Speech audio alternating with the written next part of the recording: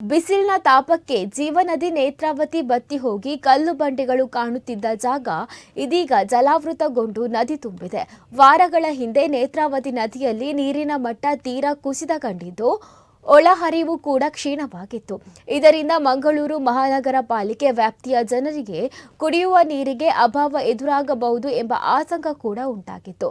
ಆದರೆ ಕಳೆದ 3-4 ದಿನಗಳಿಂದ ಘಟ್ಟ ಪ್ರದೇಶದ ತಪ್ಪಲಿನ ತಾಲೂಕಿನಲ್ಲಿ ನಿರಂತರವಾಗಿ ಮಳೆಯಾಗುತ್ತಿರುವುದರಿಂದ ಒಳಹರಿವು ಸ್ವಲ್ಪ ಮಟ್ಟಿಗೆ ಹೆಚ್ಚಾಗುವ ಸಾಧ್ಯತೆ ಇದ್ದು, ಜಿಲ್ಲಾಧಿಕಾರಿ ಆದೇಶದಂತೆ ಶಂಭೂರು ಎಎಂಆರ್ ಡ್ಯಾಂನಿಂದ ನೀರು ಬಿಡುಗಡೆಗೊಳಿಸಿದ ಹಿನ್ನೆಲೆಯಲ್ಲಿ ನೇತ್ರಾವತಿ ನದಿ ತುಂಬಿದೆ.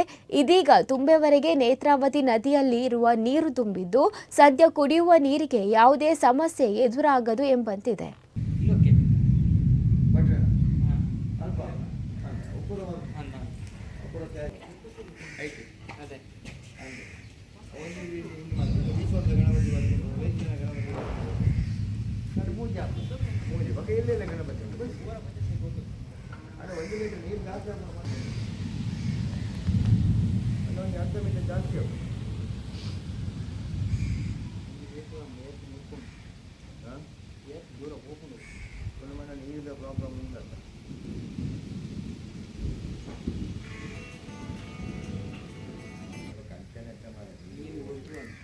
సిమెంట్ కొట్టిన నీరు తిప్పుడేస్తాం బాకీలో కూర నీరు తిప్పిన ఇంకా టాయిలెట్ పోయిన కూర నీరు తీవ్రాటు పడుతుంది